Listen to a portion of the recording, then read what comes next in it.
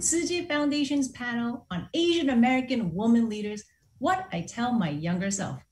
I'm Teresa Lee of Tzu Chi Foundation, coming to you live from the Big Apple, New York City. Thanks for tuning in. May is Asian Heritage Month, and back in March, it was Women's History Month. To celebrate these meaningful times, Tzu Chi Foundation has put together a rare and informative evening with 3 highly accomplished Asian American leaders to share their experiences of how they succeeded and how they prevailed during their journeys. Let me give you a sneak peek of who our distinguished guests are tonight. Former New York State Assembly member and is currently a U.S. Congresswoman in the United States House of Representatives, Congressmember Grace Moe. The president of CEO and of Health First, one of the largest nonprofit healthcare providers in New York State, Ms. Pat Wong. Former banker, managing millions of dollars in charitable giving for J.P. Morgan Chase, and is now the first Asian American Democratic District Leader elected in New York City, Ms. Jenny Lowe. As you can see, we have quite the red carpet guest list today. We are really in for a treat. And of course, thank you very much to our speakers for taking the time to share with us and hopefully instill some inspiration into our younger audiences. And another treat for our viewers. As we near the end, we'll answer some of your own questions, so we highly encourage you to ask. Speaking with your leaders is vital for your growth and is one of the best ways to improve your processes and strategies. We're in for an eventful evening, so I'm very excited to get started. First off, a snippet about us, Tzu Chi Foundation.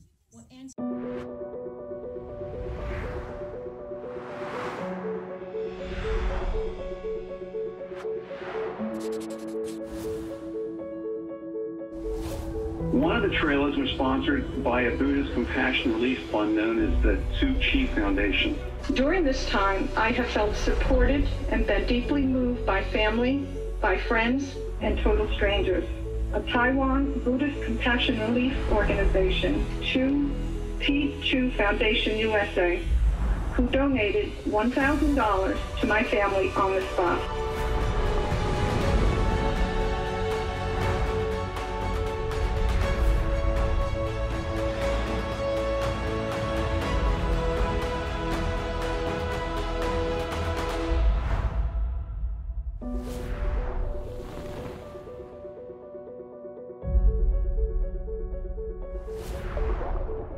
You guys were here within 24 hours.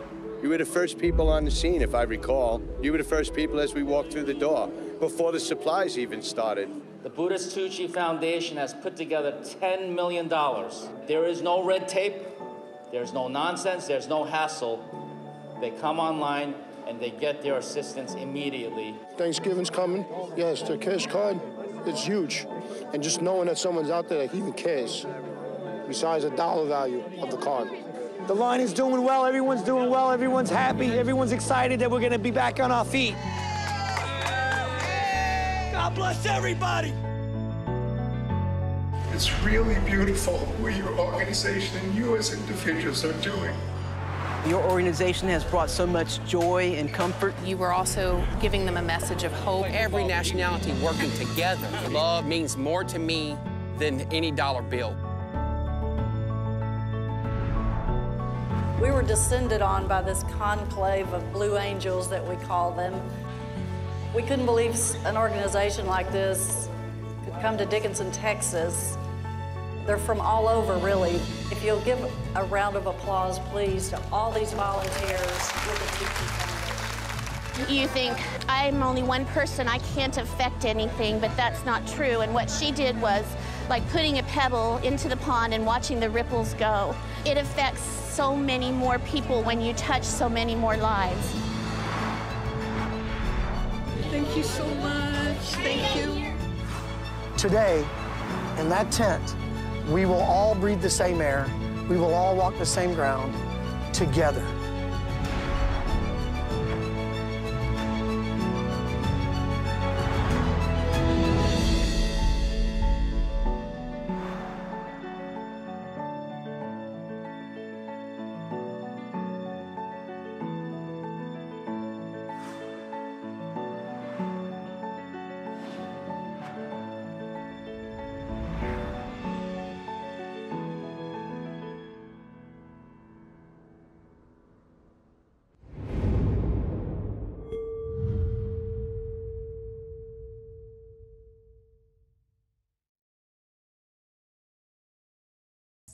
our special guests tonight are just as impressive and influential.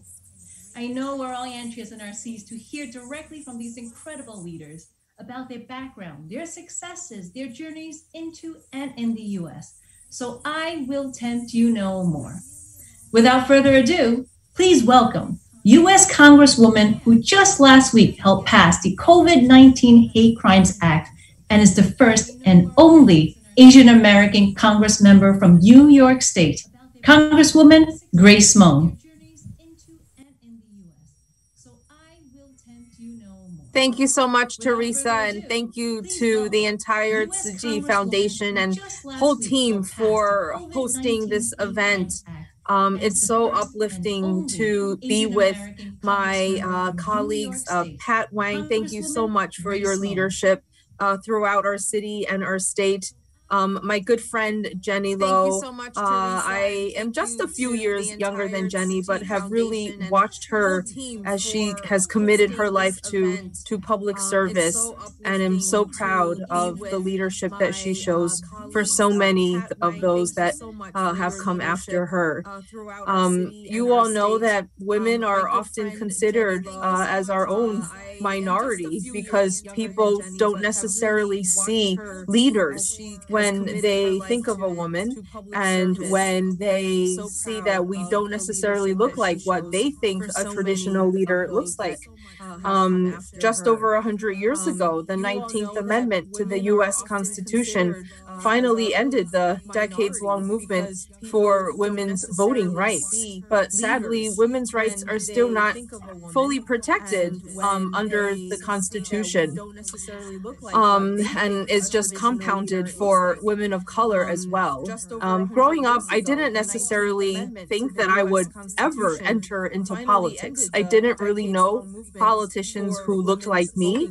I was a very shy person, never raised my class, never ran for student government or even took a political science class.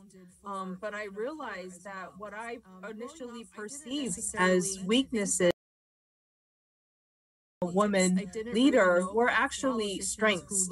And through all of our work, all of the women on this call and throughout our country and in our community, it is those unconventional types of leaders and the unconventional stories and experiences that we bring to the table when we're advocating for different legislation and policies.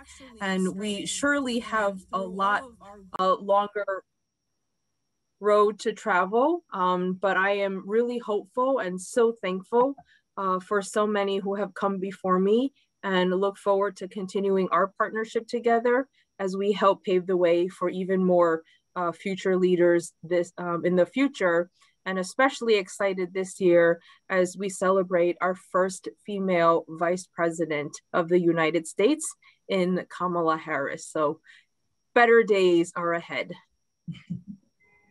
Absolutely agree. And I really want to personally thank you again for your hard work in passing the recent COVID-19 hate crimes. And actually, not only that, I also want the audience to know that you've also helped pass the American Rescue Plan for funding of colleges, university, and students. And you're also for promoting the teaching of Asian American history in schools. So thank you, Congresswoman Grace Meng, Ms. Meng. It's great to have our voices heard. Thank you. I like to bring forth another inspiring leader who has been one of the most passionate voices for healthcare reform. She leads nearly 5,000 employees to provide one of the largest nonprofit health insurance to nearly 1.7 million New Yorkers, and is one of the largest regional insurers serving Medicaid and Medicare consumers in the country. Earlier this year, she was also chosen to co-chair the Vaccine Equity Task Force to help ensure that all New Yorkers have equitable access to and confidence in the COVID-19 vaccine. It's my pleasure to introduce Ms. Pat Wang. I'm sorry, Ms. Wang, I think you're muted. Yes, it will help if I'm off mute. Thank you. Thank you so much, Teresa, for the kind introduction. Thank you to the Tzu Chi Foundation for hosting this program, but really for the incredible work that you do. You're really amazing. And your attitude of selflessness and helping people throughout the years, as your video showed, is truly amazing.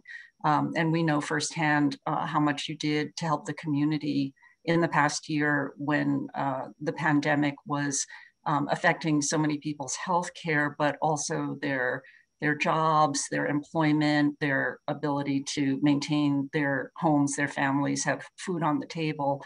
And you were there, and Health First has been very happy to support and partner with you. You're amazing. I also want to give a shout out to my co-panelists, Jenny Lowe and Congresswoman Grace Meng. Congresswoman Meng is an amazing, amazing representative for the city, the state, Asian American women. And we could not sing your praises more. You're really doing a fantastic job. We're very, very proud of you, I just want to say. The topic of the program tonight is, I guess, I think it's titled What I Would Have Told My Younger Self. And so I think we'll get into some of the specifics and thoughts around advancement in people's respective professional careers. But I just want to pick up on something that Congresswoman Meng said, which was that she never imagined that she would be in politics or run for office, and had no precedent to see somebody ahead of her who was blazing that trail, who she could say, oh, I want to be just like that person. So she was the trailblazer herself. And I think that that's true of many of the journeys that many of us have taken and will take. I know, speaking for myself, that my career I did many different things in my career. And if you asked me at the time, it was all with a grand goal to be leading Health First right now, which is a company that I love dearly. I would have said I could never, ever, ever have told you, when I started, even, in more recent time, that this was my aspiration or that this was my destination. But the one thing that I think is true is when we talk to all of the esteemed women on the panel and in the audience, that things make more sense when you're looking backwards with 2020 hindsight. Oh, all of those things fit together. They all contributed to the person that I am today, doing the things that I am today. So I just want to leave folks in the audience with just that kind of thought about the path is not necessarily linear. The path is one of believing in yourself and taking chances and doing things that might feel different or uncomfortable, but most importantly, are interesting and resonate with you. That's a good path to take. And I think that you will find many people have taken that path and are very happy that they did. So thank you. And thank you for having me on the program. Very honored. Thank you so much, Ms. Wong, and Health First, and especially, like you said, for helping us during the pandemic and continues to do so even now when the vaccine is out. Your help is so needed and greatly appreciated. So thank you very much. Thank you.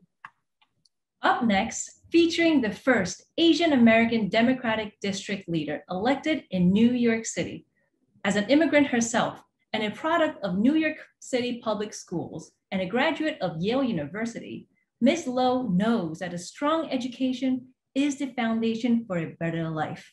Thus, she has dedicated over 30 years to improving the lives of immigrants, women, people of color, and low-income communities. She is currently the Director of Administration at the Office of New York City Council Speaker Corey Johnson. I really appreciate your advocacy, your leadership, and dedication. Please give a warm welcome to Ms. Jenny Lowe.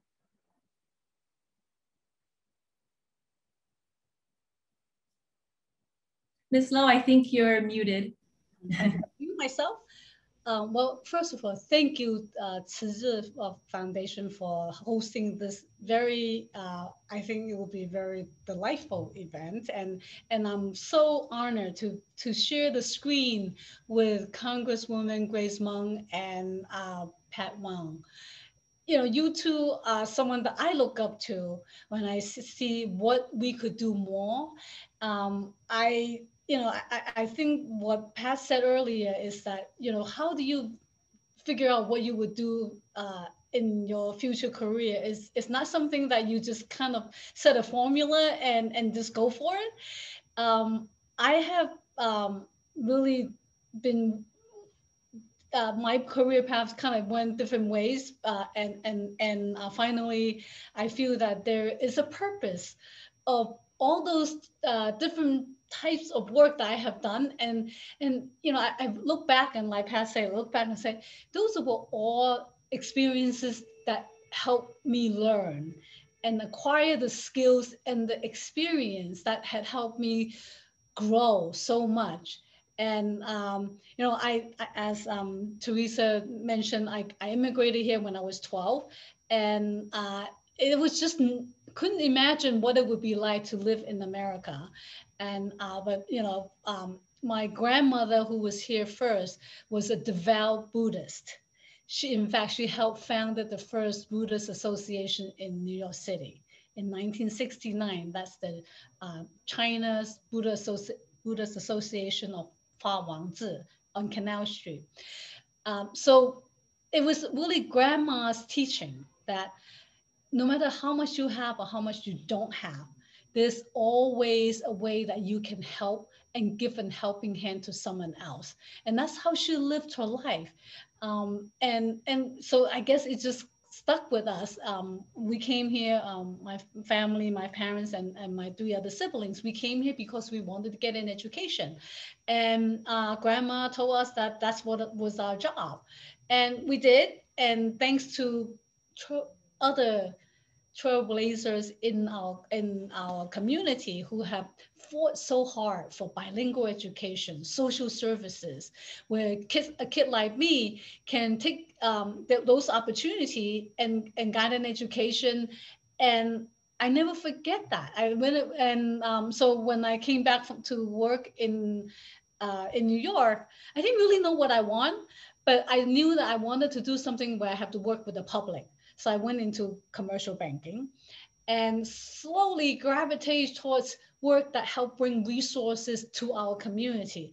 I really cannot tell you that I had this goal and it was what I always wanted to do, Pat. I mean, it was just felt good. And I think in looking back, I would say that, and when I talk to young people today, you really have to follow your passion and learn as much as you can and just build on it each step of the way. When I first met the Congresswoman, we were both on the panel to review scholarship applications. And that's how we knew each other. She had that compassion and passion to help people and the next generation. And I think, when you have that in your heart, no matter what profession you ended up doing, you will always be looking out for people, looking out for those who don't have the voice. And when you are able to use your voice to help them, that's what you do. And that's what I've seen the Congresswoman have done for all of us in New York. Follow your passion. I love that quote. That's going to be our quote of the day. I know it already. So thank you very much, everyone. And it's really great to have you all here. We'll now move on to our main event this evening, speaking with our panelists, where our next generation can learn from such inspirational leaders and can follow in your footsteps. In any of these sharings, we love to hear about any stories from our early days. I know, for example, Ms. Wong said she had some odd jobs before. We love to hear about that. So any stories are welcome. Those are always fun to dig up, and we can laugh about it here now and also use as a learning experience. So feel free to share as much as you like. I promise I won't tell.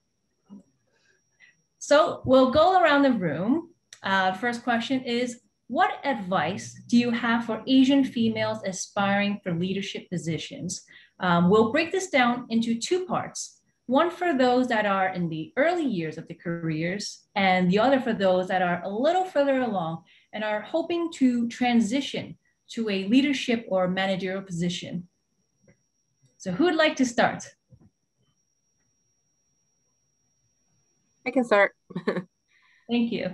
I think for those starting out, although, I mean, it could go either way, but I think the concept of mentorship is something that I wish I took more seriously or thought more about.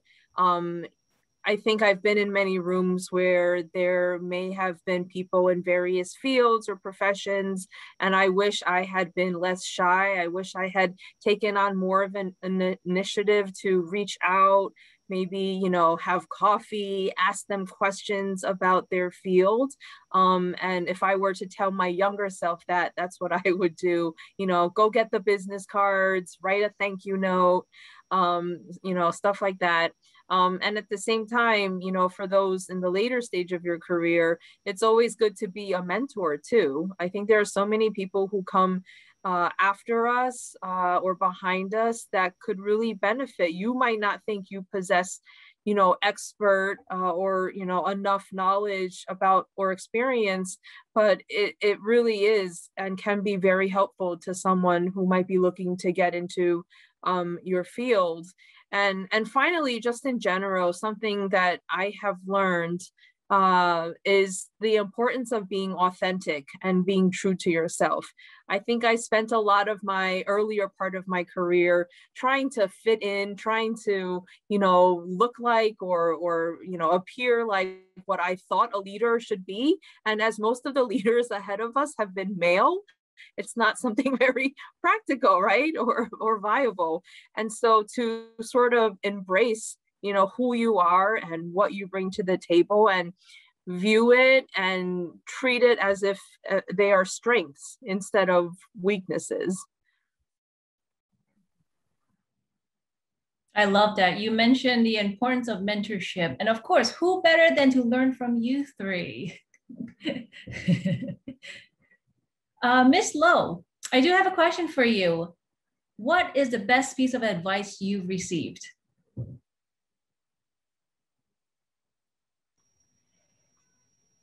I think the best piece of advice I have received is keeping an open mind and always learn from others. You know, we all somehow grow up or pick up certain ideas and we keep that to ourselves, right? And one of the things that I feel that I would have told my younger self to do was have a sense that you belong here and not be afraid and do not put barriers in front of yourself, like you put it yourself. I think, you know, how often as an immigrant and someone who learned English a little bit older, and I just felt like I didn't belong here. I felt like when I went to Yale, I felt like an imposter. And it was very, and I didn't know that. I mean, I know now, right? And you feel like, oh my God, all these people, they grew up here, they know, you know, they know all the sports things and they can talk about movies and celebrities. And like, I didn't know any of that. And I think when you open your mind and say, yes, you know, you can learn and also you belong, that once I can speak for myself, I should speak for myself. Once I realized that I belong here, many of the barrier that I put up for myself went away. And I was able to contribute even more to the conversation, whether it's at work or socially. And I think that's one thing that we want to learn, teach our younger people, is that do not put barriers in front for yourself and just walk into a room figuratively or literally that you belong and be confident. Actually, can I jump in here? So Jenny, I just want to assure you, I was raised in the States and I can't talk about sports either, so don't feel too bad about it. I still suffer from that. But you know, the comments are really quite interesting. I think the two things that I would stress, there are two themes. One is the importance of communication. and the other is the fear of failure. So let me just talk about those two things for a second. And this is coming a little bit from the perspective of, this is a large company or largish company that I am with right now. And so we're talking about team culture and how you fit into an organizational culture. It is whether you're starting in your career or you are more advanced in your career. I cannot overstress the importance of communication. In response to your question, Teresa, to Jenny, probably the most important advice that I got at a certain point in my career was you need to make sure you let people know what you're thinking, because it's very hard to figure out what you're thinking. And some of it is personal, but some of it is also communication style, which is, at least in my case, being brought up in a way to be very polite and maybe not quite as outspoken as, or it felt uncomfortable sometimes to be very, very direct with folks. But it is really quite important. So in my case, it's make sure people know what you are thinking about. But whatever stage of your career you're at, written and spoken communication are really, really critical. It doesn't matter if you're starting or if you're ending. The ability to communicate in those fashions is critically important. And the third part of communication, of course, is listening. I tell folks often, listen as much as you speak. Listen to the words that people are saying to you, but listen and see if you can hear what's actually bothering them, because something is not necessarily being expressed in words. That leads to, or practices, I guess, the development of your emotional intelligence. And if you are working in any kind of group of people, it is really, really important, whatever kind of job you're doing, and particularly if you want to advance to leadership positions, to have emotional intelligence. Presumably, you've got your skill set, you've worked hard, you produce excellent work. The emotional intelligence part, which is supported by communication, is what's going to get you to the next level. The second theme, I think, is an important one, which is fear of failure, because we all have fear of failure. And there's certain cultural aspects of high expectations where it's maybe difficult to sort of tolerate your own failure. It is really important to accept that failure is part of the journey. The important thing when you fail is, and I have failed, is to sort of, not be too hard on yourself. Most important is to learn from the experience. What do you learn from the experience? And then pick yourself back up and do better the next time.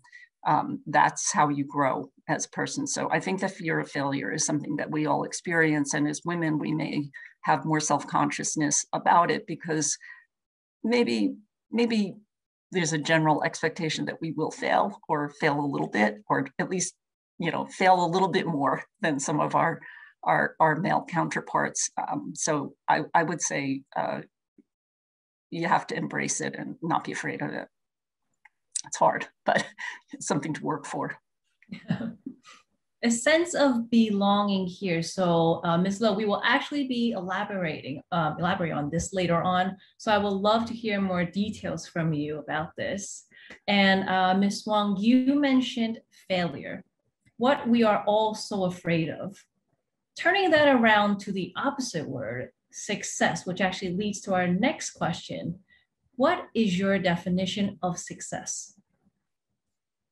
I think my definition of success is, well, first of all, that you're doing something that has meaning to you.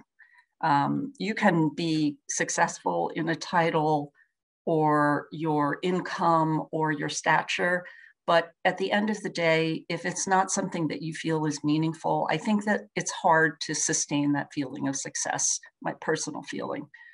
So finding meaning in your work is really, really important. And I guess success is having the feeling that you have taken some risks and that you have pushed yourself a little bit. that you know yourself and that you are at a level where you feel proud of yourself. It doesn't really matter what that level is.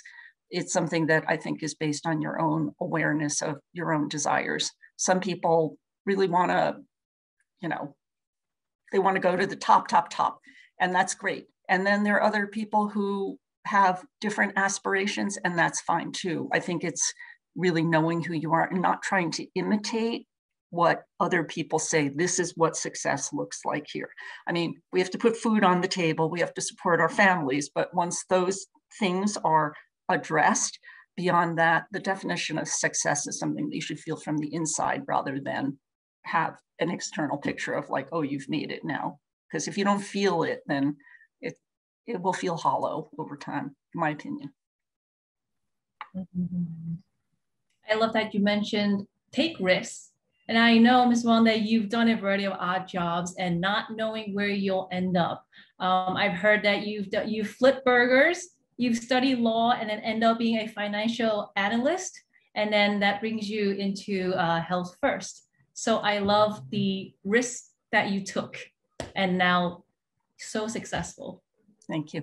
I would call it this. I walked through open doors. Doors opened.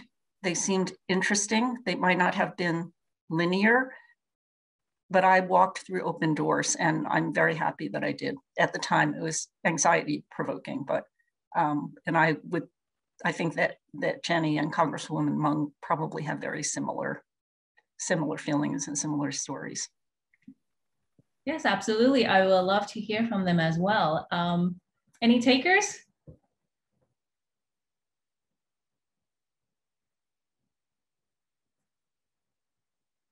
All right, so I will, for Ms. Lowe, actually, I do want to hear about what personality traits or characteristics would you attribute to helping you become a successful and a prominent leader?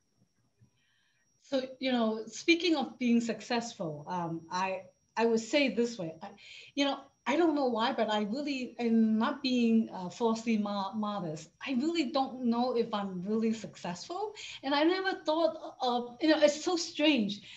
Being a kid who came to this country when grandma said, you guys have to get an education, it's always about, does grandma approve of what I have achieved? I mean, it was always thinking about that, right? So whatever grandma says, okay, when you hear her, when you're not around and she tells her friends like, my granddaughter or is here or there, then you know they're probably, because she would have never said that in front of us, right? or to me, and it's not because she's mean, it's just how she was brought up as a Chinese, in a Chinese family. So I always feel like, well, when my parents said that I'm okay, then I think I'm successful. And I live like that. I mean, I'm beyond, waiting for parents' approval, but somehow that's in me. But I think what Pat said is really interesting, and is that when you feel good about what you have done, no matter what that is, and I think that's really, it really triggers something for myself. Well, yeah, it is. And what did it take to become this way? I think I have always been learning about something. And when I was younger, in my early career, I always pick up crap work that people don't want to do, and I'm like, I'll take care of it, and I'll just do it. And it's always that person, and I'm not patting myself on the back, it's just I never mind it. And then at the end, when a few years later, I'm like, oh, I know how to do that because I pick up that crap work from somebody.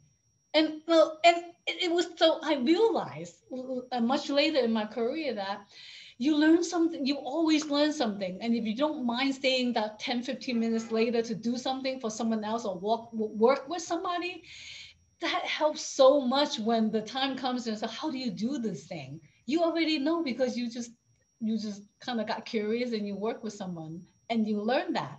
And that's kind of how I go about my life. I really can't say that I had this in mind and this is my mantra, and I just did it just because it felt good. Do it because it feels good. Yes. And I myself, just like you guys, I grew up here in America, and however, my parents are same. very traditional. So you're always trying to be successful, right? Live in their eyes. Are they proud of me? We'll see. You know, I know my mom is actually watching this right now. so, so I can definitely relate. And Congresswoman Meng, what is the most important leadership lesson you have learned in your career? I think it kind of goes back to what I was saying before about being authentic and being confident in who you are, and similarly to what Pat was saying about the importance of communication. I think that for too long in my life and my career, I always try to be the type of leader that I saw around me, which was mostly men. And it's kind of a stereotype, but women have slightly different leadership styles. And I think for a long part of my life, I thought that those were weaker leadership traits. But actually, now that I'm older than I look, I have realized that I love the way that women lead and how they are oftentimes more collaborative, more thoughtful. And I think we can oftentimes turn what we originally perceived to be weak traits to something that can be more strong and effective. And I'll give you an example, you know, for me and maybe for some of you, I'm not good at speaking out loud. I was traditionally very shy. I'm not good at advocating for myself. But what many of us, whether as women or Asians, are good at is we're good at helping other people. We're good at taking care of other people. And so for me, I think in my life, I've sort of tried to combine that, you know, like, and actually I learned this from my grandma too, Jenny. You know, she said, when you're in a room full of politicians, mostly male, mostly white, I don't care if you're shy. You were sent into that room to speak up for other people. You are carrying your community's needs and concerns into that room. And that actually has given me more confidence. Like, oh, okay, I have to speak up now because it's not for myself. It's for my community and the people I'm supposed to represent and take care of. So, you know, that sort of thinking, trying to change what we used to perceive as a weakness into something that is actually a strength, I think can be helpful. That's great advice. And actually, that will lead to our next topic, which is a heavy topic, but I feel that it needs to be explored. So let's acknowledge both the glass ceiling of being a female leader and the bamboo ceiling of being an Asian leader. Congresswoman Meng, I remember you had shared in another talk a few weeks ago about having experience in Congress or another political arena of being overlooked for a job or an award you're actually qualified for due to being one, an Asian, or two, a female. Would you mind sharing here again with us with this new audience? Do you think it had to do with you being a minority or a woman? And how did you overcome with this? And you've also mentioned, I think twice here in our talk so far already about being your influences. There's no female influences nearby. It's all men. So can you tell us and talk to us about such an experience? Sure. Well, I will say, and many people probably can relate, that in many of the rooms that we've been in, there really aren't many other Asian Americans, if any at all. Sometimes at best, it's just us, right? And there were times, for example, I can think of many examples, and this is a great opportunity to talk about the importance of allyship with other communities as well, with other communities and leaders who may have gone through what we've gone through, what we're going through now in the Asian American community, and who we can work together with more closely. You know, I was trying to get on one of the committees in Congress. There weren't any Asian Americans on this entire committee. And I really thought that, you know, an Asian American needed to be there. Of course, I wanted to be on the committee, but there's, out of the small group of people who choose the committee assignments, there weren't Asian Americans there. So I knew that I couldn't wait for, let's say, an Asian colleague to stand up and say, oh, we have to appoint Grace because the Asian community's concerns need to be heard on this committee as well. So actually, there weren't any other Asians, but one of my Black colleagues actually stood up for me and said, she said, I'm not Asian, but I know that it's very important for the Asian American community to be represented here. And she spoke up for me, and long story short, I got it because other people were willing to support, other women especially, support me and to speak out for our community, even though we didn't have representation at the room, in the room. And so going back to something that Jenny said about learning from each other, I think that's really important too. That's great. And I'm really glad to have that African American friend help you. And here you are. Good job. Now, speaking of the bamboo ceiling, you guys might have heard in the news just last month about Justin Tzu, the former CEO of Iterable, which is a $2 billion company. And sadly, he was ousted and replaced. He claims there were tension and discrimination by his investors because he's Asian. He spoke of the challenges of being an Asian American CEO in Silicon Valley. And especially in the Silicon Valley, we see the quintessential CEO is like Mark Zuckerberg, white and male. He acknowledges specifically the bamboo ceiling and that there's an underrepresentation of leadership positions in the US. Now I'm going to divert this to Ms. Wang, who is herself the CEO of a large company and operating in the US. You've overcome both the glass and bamboo ceiling. Can you tell us about your experience and how did you break through? There's no question that there is underrepresentation of many groups, of women generally, and of people of color in the top CEO positions of the major companies in America. There's underrepresentation on their boards, and that's just a fact. And so it's not surprising to hear of the struggles and challenges that people have. I can't relate it that much to my own specific experience at Health First. I actually got the job at Health First when the company was in trouble. And so, by the way, other tip, CEO jobs, when they come available, if the company is sort of going great, there's usually a very strong internal successor who has been groomed and who has climbed that ladder inside of that company and is ready to take the position. Opportunities for leadership at companies like mine and elsewhere often arise because something's wrong. And that was a kind of situation more than 13 years ago at Health First. And that was one of those risky situations that Jenny was discussing before, taking risks of, what am I doing here? I have a family to support. What am I doing? And I would say that with my team, we were able to create the company that exists now. It was good foundation, but it was much, much smaller. And we had very good fortune with a lot of hard work and a team-based effort to make the company what it is today.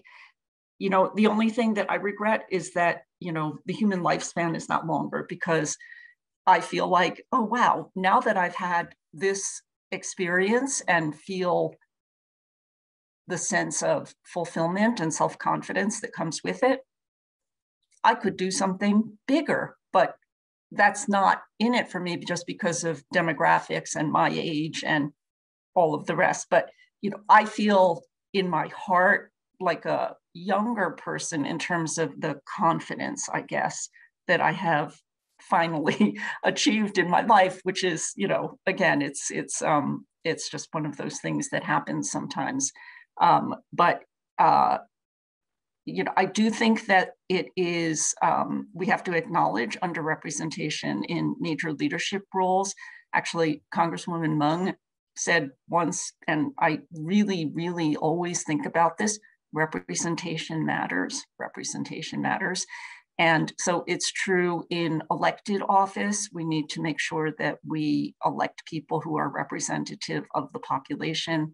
And in the corporate and the business world, I completely agree with the Congresswoman. It is very important for women to support each other.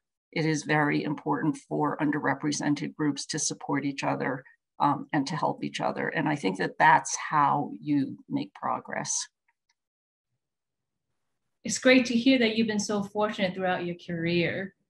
And Ms. Lowe, here's where I love to hear your elaboration and perspective about a sense of belonging here as an Asian American. Sure. And, you know, I think, I don't know how much of it's just me, right? So I don't know, but you know, we are constantly under the, have this, I wouldn't say pressure, but somewhat maybe it is, that this view of us, like someone's looking and say, where do you really come from? And that question is asked, I'm sure all of us here and many in the audience, right? Now, whether you're in a taxi cab or you just happen to be spending online waiting for something and someone would just ask you. And maybe that did something to me. And I felt like I didn't belong here, right? And I think that really is something that makes us feel like, you know, as you mentioned earlier, you know, then where do I belong, right? I'm here in this country, I'm here in New York. And Grace mentioned something earlier that, you know, when she looked around and she didn't see anybody looking like her in the role that she was taking in, right?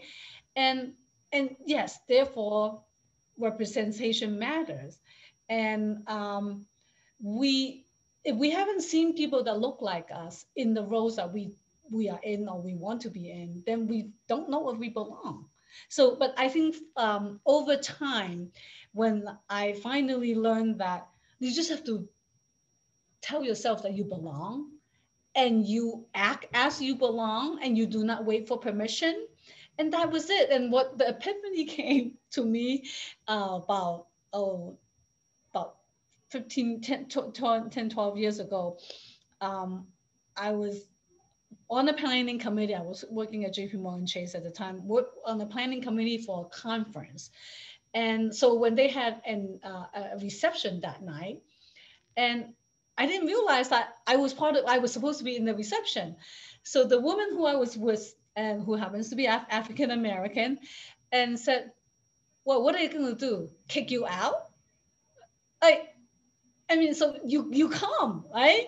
And I went, sure enough, my name tag was there. I mean, like, so from that point on, I learned that you walk into any place, and that's, you know, more about literally, but you just, when you feel that way and you know that you belong, then you completely have a different aura and your confidence level is different. And that's what we have to teach our folks, and I'm going to say Asian American women, right? That you belong. It doesn't matter if you have been here forever or your first generation or second generation or zero generation in my case, right? So tell yourself that you belong. You're here and you're here to stay. You're here to make a positive contribution to our society, no matter what role you are in. Very well said and absolutely true.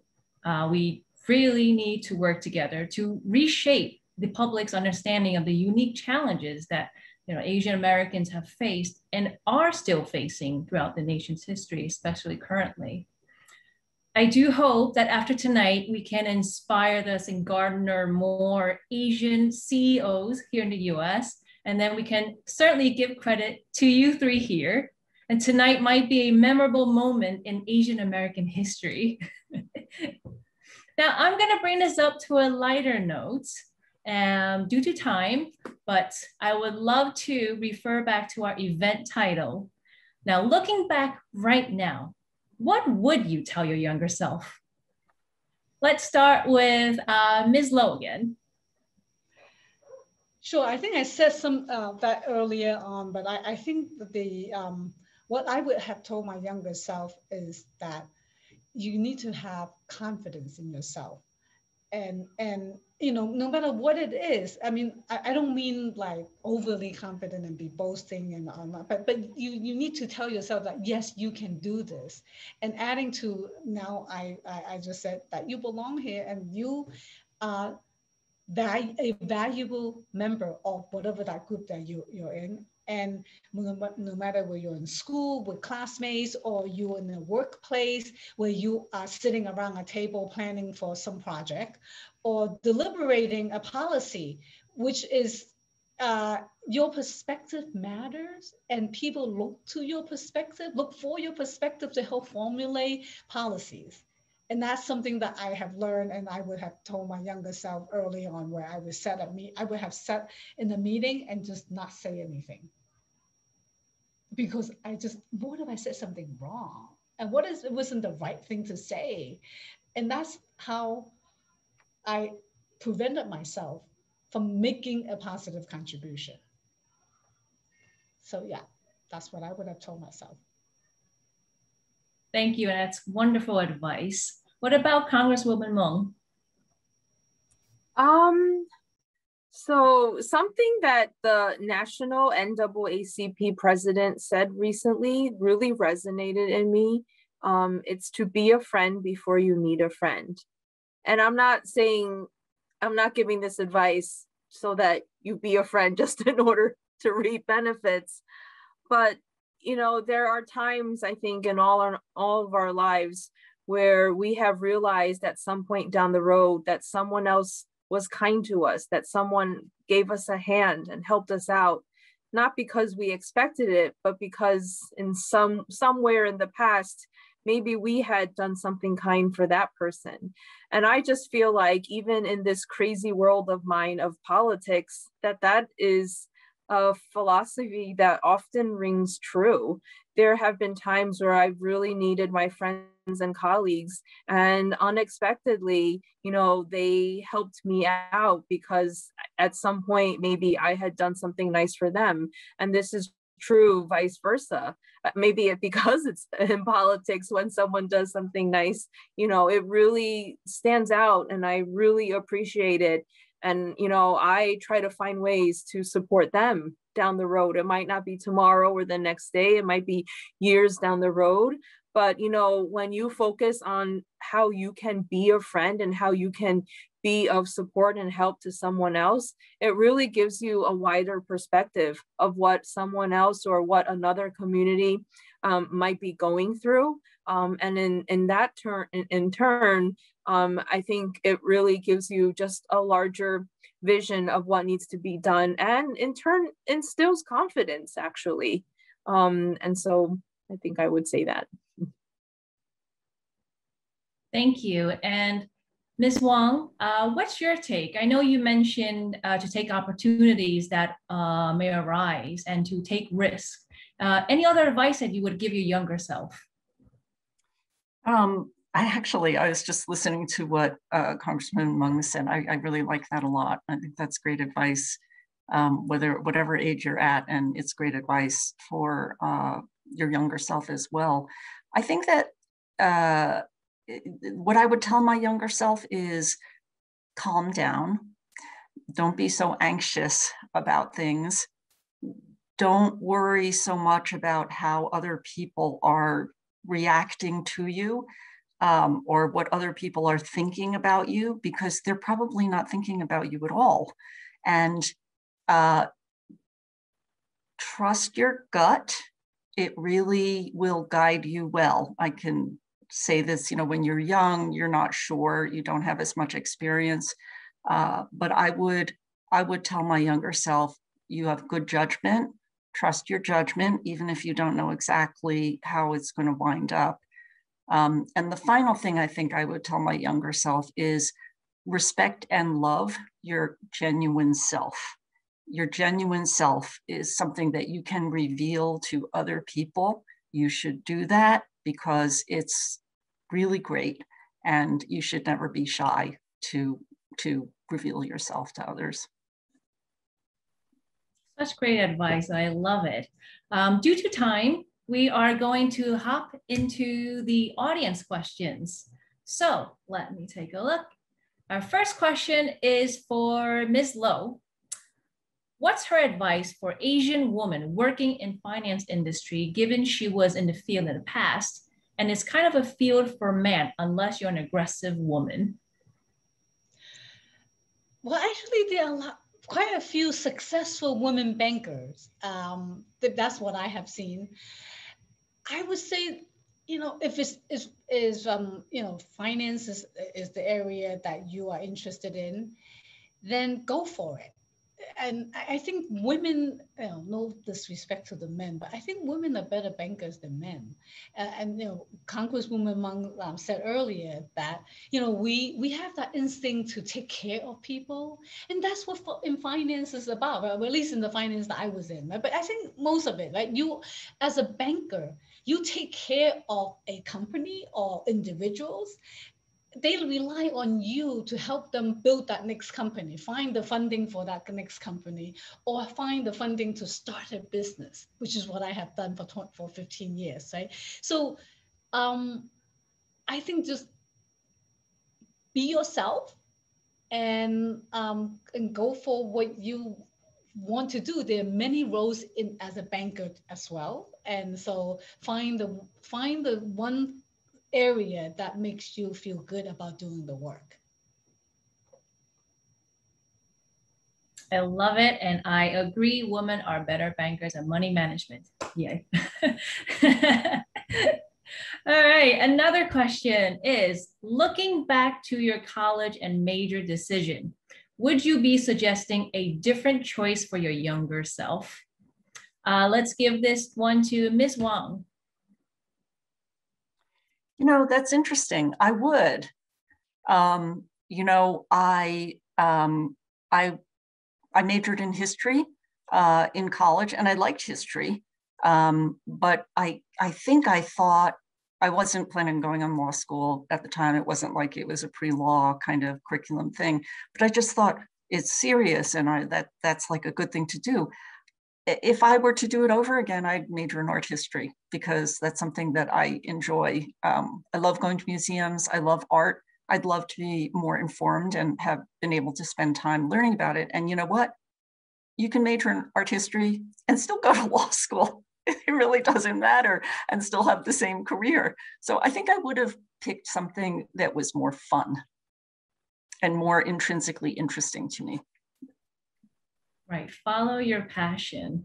And Ms. Lowe, I know from before you were in finance again, and then now you are running for the city council. Can you also speak about that and also relate this to this question? Sure. I fell into finance not knowing, to be honest with you. I wanted when I left college, I knew I wanted a job where I have normal hours. So people always laughed about the banker's hour where we supposedly left work at 3 o'clock. We didn't, but we left work around 5, 6 o'clock. That's good enough for me, where I can have time to do work in the community and have my weekends most of the time. So I fell into it because that I wanted a job that deal with the public. So that was the job that dealt with the public, working in a local branch, opening bank accounts and helping people service their personal financial needs. It was great, but I was really fortunate being in a company where when I got bored, I was able to move from one place to another. Somehow, I fell into a job that was in a community development area, and I went there to talk to the manager, the department head, what they can do for the Asian community. She ended up offering me a job. So I stayed for 14 years. And it was one of the best jobs that I could have had at a bank, which is bringing resources of this big bank to the community in a way of also trying to make money for the bank, right? So we made first-time bank loans to women and minority-owned businesses. Many people start their own business from their home, and then they move to a commercial space. And the first time that they can borrow a loan from a bank is what we did. And it just, again, it was like, made me feel so good about doing that. It was just fun.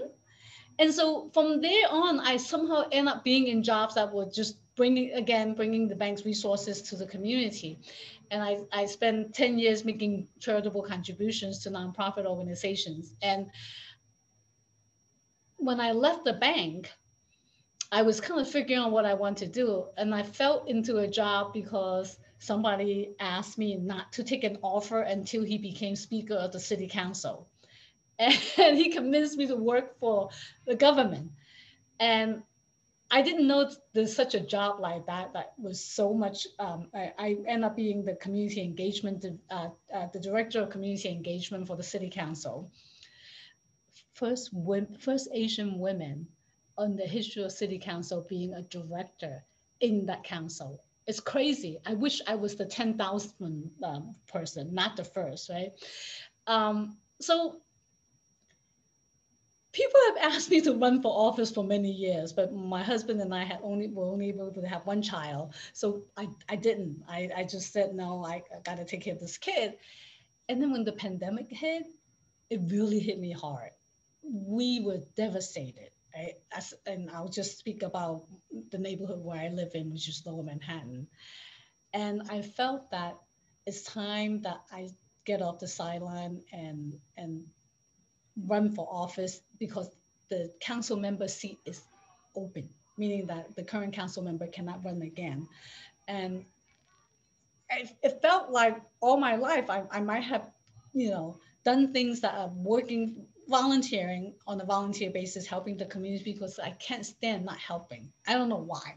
So I feel like this is a time for it's time for me to run for office, and I have experience to be in the council. Not only I have worked in the community for over 3 decades, but having been at the council for 3 years, I know I can do the job. And this is where all these years of working, the confidence is building in me, and I am. That's one of the reasons why I'm running for office. Is really just to help the community. Best of luck to you, and thank you so much. And one last question for our Congresswoman Meng. In celebration of Asian Heritage Month, what is your favorite Asian cuisine? Ooh. I'd love to hear from the rest too, but we will just speak it quickly. 牛肉面. Beef noodle soup. Yes, one of my favorites as well. What about you, Miss Low? I would say 水饺, 饺子. Dumplings. Nice, nice. And Miss Wong? Well, I like both of those choices actually, but my mother was from Shanghai, so I grew up eating that style of cooking and cuisine, so I really enjoy that a lot. All of it. All of it.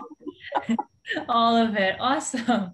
All right, great. And thank you so much. Such great takeaways. And thank you to all our influential leaders for joining us and sharing your wisdom. Unfortunately, we have to end tonight, so I'll let you go very shortly.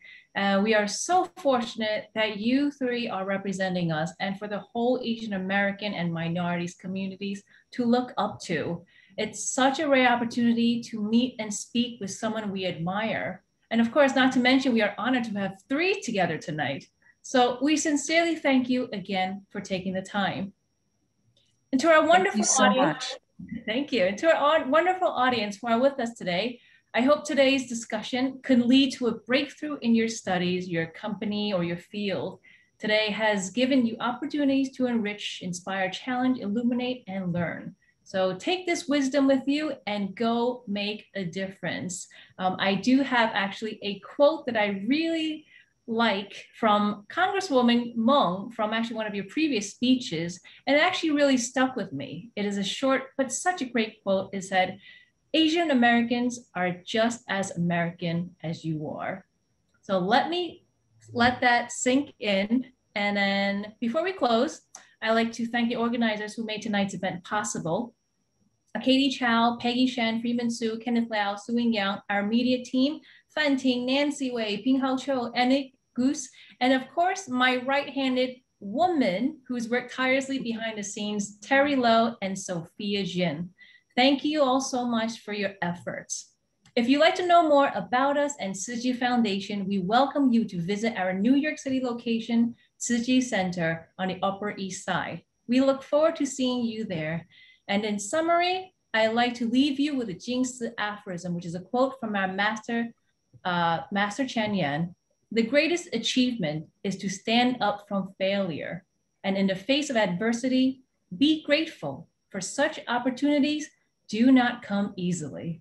I hope you enjoyed tonight, and until next time, I'm Teresa Lee of Tzu Chi Foundation. Goodbye, and thank you again.